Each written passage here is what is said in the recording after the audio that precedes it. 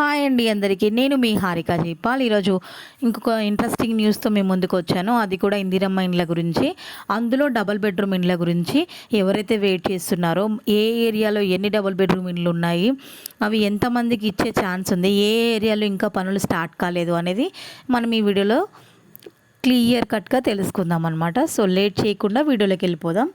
ఇందిరమ్మ ఇండ్ల పథకానికి సంబంధించి జిల్లాల్లో లబ్ధిదారుల ఎంపిక ప్రక్రియ పూర్తి కాగా ఓ మోడల్ ఇంటిని నిర్మించి లబ్ధిదారులకు అవగాహన కల్పించాలని ప్రభుత్వం నిర్ణయించింది. సో అందులో భాగంగా జిల్లా కేంద్రంలో 5 లక్షల రూపాయలతో అధికారులు ఓ మోడల్ ఇంటిని నిర్మించాలనుకుంటున్నారు. అయితే ఇప్పటికే జిల్లాల్లో ఆయా నియోజకవర్గాల్లో ఇళ్ల నిర్మాణంపై లబ్ధిదారులకు అధికారుల బృందం అవగాహన కల్పించింది. సో లబ్ధిదారుల ప్రభుత్వం అందిస్తున్న 5 లక్షల రూపాయల ఆర్థిక సహాయంతో 400 నుండి 500 స్క్వేర్ ఫీట్స్ విస్తీర్ణంలో ఇంటిని నిర్మించుకోవాలని అధికారులు సూచించారు. ఇదే వ్యయంతో ఒక నమూనా ఇంటిని కూడా అధికారులు నిర్మిస్తున్నారు. ఈ ఇంటిని లబ్ధిదారులకు మోడల్గా చూపించనున్నారు. సో 5 lakhs రూపీస్ సరిపోతే లేదని టెన్షన్ పడుతున్నారు కదా. సో అదే 5 lakhs కంటే ఎక్కువ కాకుండా ఆ అమౌంట్తో ఒక ఇంటిని ఎలా కట్టుకోవచ్చు అనేది వాళ్ళు కూడా కట్టి చూపిస్తారంట. నిధుల కోసం లబ్ధిదారుల ఎదురుచూపు. అంతే కదా, డబల్ బెడ్రూమ్స్ ఎప్పుడు ఇస్తారు, వాటికి ఎప్పుడు కేటాయిస్తారు, నిధులు ఎప్పుడు ఇస్తారు అని అందరూ కళ్ళు కాయలు కాసేలాగా ఎదురు చూస్తున్నారు. అయితే ప్రభుత్వం ఇందిరమ్మ ఇండ్లను మంజూరు చేస్తూనే గత ప్రభుత్వం హయాంలో నిర్మించిన డబల్ బెడ్రూమ్ ఇండ్ల సదుపాయాల వద్ద మౌలిక వసతులు కల్పించాలని నిర్ణయం తీసుకుంది. ఈ మేరకు ఇటీవల ప్రభుత్వం ప్రవేశపెట్టిన బడ్జెట్లో నిధులు కేటాయిస్తున్నట్లు ప్రకటించింది. అసంపూర్తిగా ఉన్న ఇండ్ల నిర్మాణాల విషయంలో కాంగ్రెస్ ప్రభుత్వం స్పష్టత ఇచ్చింది. దీంతో ఇండ్లను పొందిన లబ్ధిదారుల సమస్య గట్టెక్కనుంది. ఇన్నాళ్లుగా ఇండ్లు పొందినట్టుగా మంజూరు పత్రాలు పొంది గృహప్రవేశం చేయలేకపోయిన లబ్ధిదారులకు కొంత ఊరట కలిగింది. ప్రభుత్వ నిర్ణయంతో వారు సంతోషం వ్యక్తం చేస్తూ ప్రభుత్వ నిధులు త్వరగా మంజూరు చేయాలని కోరుతున్నారు. ఇండ్లను నిర్మించి వసతులు మరిచి గత బీఆర్ఎస్ ప్రభుత్వం ప్రతిష్టాత్మకంగా డబుల్ బెడ్రూమ్ ఇండ్ల పథకాన్ని ప్రవేశపెట్టింది. అన్ని ఇండ్లు అయితే కట్టిస్తున్నారు, కానీ వసతులు అయితే కల్పించలేకపోయింది. సో మేము ఆల్రెడీ వచ్చిన వాళ్ళకి, లిస్ట్లో ఉన్న వాళ్ళకి, మీకు ఆల్రెడీ పత్రాలు వచ్చిన వాళ్ళకి మీ ఇల్లు మీకు ఇచ్చేస్తాము, గృహప్రవేశం చేసుకోవచ్చు, దానికి కావాల్సిన సదుపాయాలన్నీ మేము అందిస్తాము అని చెప్తున్నారన్నమాట. జిల్లాకు మొత్తం 3,464 ఇళ్లు మంజూరు కాగా వీటి నిర్మాణానికి టెండర్ను పిలిచింది. అయితే వీటిలో 1,603 ఇండ్లకు మాత్రమే టెండర్లు ఖరారయ్యాయి. అందులో 829 ఇండ్లు నిర్మాణం పూర్తి కాగా 574 ఇండ్ల వివిధ దశల్లో ఉన్నాయి. ఇండ్లు అంటే మధ్యలో ఆగిపోయి ఉన్నాయి 574 అంట. అయితే పనులు పూర్తయిన ఇండ్ల పంపిణీ చేయడంతో పాటు తుది దశలో ఉన్న ఇండ్లకు కావాల్సిన కావాల్సిన అవసరాలు అవన్నీ కూడా అందించాలని చెప్పేసి ప్రభుత్వం నిర్ణయం తీసుకుంది. అంటే ఎన్ని అయితే ఇండ్లు ఉన్నాయో మిగిలిపోయినావో జిల్లాకు కొన్ని 3,464 ఇండ్లు అయితే మంజూరు చేసింది ఒక్కొక్క జిల్లాకి. అందులో 1,603 ఇండ్లకు మాత్రమే టెండర్ అనేది అంటే కాంట్రాక్టర్లు అయితే తీసుకున్నారు. సో మిగతా వాటికైతే తీసుకోలేదన్నమాట, అవి అట్లాగే ఉండిపోయినాయి. అందులో 829 ఏమో కంప్లీట్ అయిపోయినాయి, 574 ఏమో అంటే పెండింగ్లో ఉన్నాయి అన్నమాట.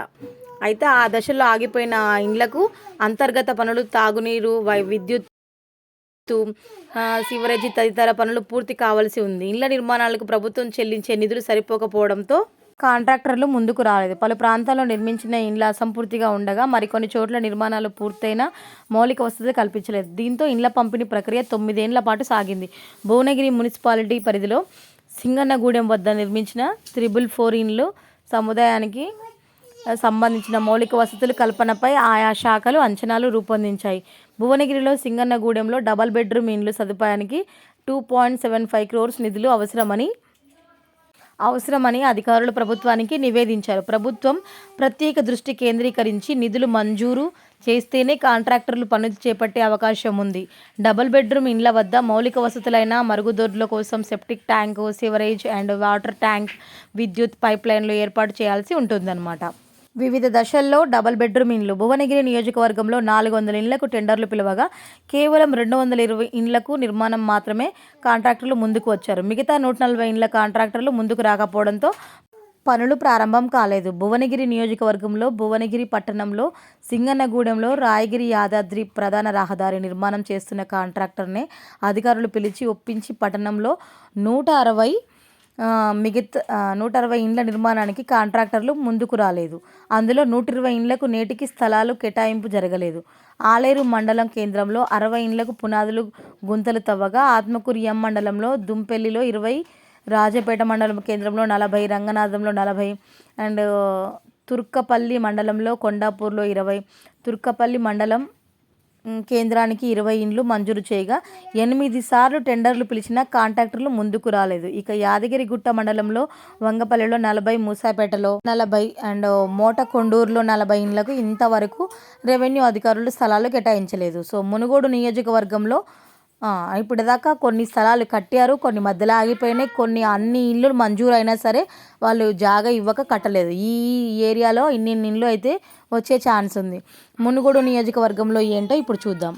మునుగోడు నియోజకవర్గంలో చౌటుప్పల్ సంస్థాన్ నారాయణపూర్ మండలంలో 4 గ్రామాలకు 400 డబుల్ బెడ్రూమ్ ఇండ్లు మంజూరు కాగా, చౌటుప్పల్ డివిజన్ కేంద్రంలో కాంట్రాక్టర్లు ముందుకు రాక నిర్మాణాలు ప్రారంభం కాలేదు. చౌటుప్పల్ పట్టణానికి 150 డబుల్ బెడ్రూమ్ ఇండ్లు మంజూరు కాగా 6 సార్లు టెండర్లు పిలిచిన కాంట్రాక్టర్లు నుంచి స్పందన రాలేదన్నమాట. మల్కాపురంలో 60, సంస్థ నారాయణపురం మండలంలో కేంద్రంలో 120, సర్వేల్లో 70 ఇండ్లకు టెండర్లు పూర్తి చేసి పనులు ప్రారంభించారు. సో ఎన్నిసార్లు పిలిచినా అయితే రావడం జరగలేదు, స్పందన రాలేదు. మోత్కూరులో అంచనాల స్థాయిలోనే తుంగతుర్తి నియోజకవర్గంలో మోత్కూరు పట్టణంలో పేదల గృహ వసతి కల్పనకు 70 డబుల్ బెడ్రూమ్ ఇల్లు మంజూరు కాగా ఇప్పటి వరకు కేవలం అంచనాల తయారీ స్థాయిలోనే కొట్టుమిట్టాడుతుంది. G+1 విధానంలో ఇళ్ల నిర్మాణానికి అంచనాలు సిద్ధం చేయగా అవి టెండర్ల స్థాయిలోనే ఉన్నాయి. అయితే వీటన్నిటిపై ప్రభుత్వం త్వరలోనే నిర్ణయం తీసుకుంటుంది. అర్థమైంది కదా, వీళ్ళు తీసుకుంటుంది. అయితే ఇప్పుడు ఏంటి అని అంటే వీళ్ళు ఇవ్వాలని ఏ జాగాకు ఏ ఏరియాకు ఎన్నెన్ని డబుల్ బెడ్రూమ్లు మంజూరు చేసిందో అవన్నీ కేటాయించాలన్నా సరే టెండర్లు ముందుకు రావట్లేదు, ఎందుకంటే ప్రభుత్వం అమౌంట్ ఇవ్వట్లే కాబట్టి. అర్థమైంది కదా. ఇప్పుడు కొన్ని డిస్టిక్లో అయితే ఏ ఏరియాకి ఎన్ని డబుల్ బెడ్రూమ్లు అయితే మంజూరు చేసిందో అవన్నీ కట్టినప్పుడు ఇచ్చినప్పుడు సో ఇవ్వడం అయితే చాలా కష్టం. ఇప్పటివరకు కట్టిన అయితే మ్యాక్సిమం వసతులు కల్పించి ఇచ్చేస్తారంట. అన్ని కరెంటు, వాటర్ ఫెసిలిటీ, ఇవన్నీ డ్రైనేజ్, ఇవన్నీ లైన్స్ వేసిన తర్వాత కంప్లీట్ అవ్వగానే ఇచ్చేస్తారంట. అవైతే మిగిలిన వాటికి ఆ ఏరియాలో అన్ని డబుల్ బెడ్రూమ్ రావాల్సి ఉంది. మరి వాటిని ఇస్తారా ఇవ్వరా అనేది క్వశ్చన్ మార్క్. సో వీడియో నచ్చితే మర్చిపోకుండా ఒక లైక్ చేయండి. కొత్తగా మన ఛానల్ ఎవరైనా చూస్తున్నైతే సబ్స్క్రైబ్ చేసుకోండి. Thank you.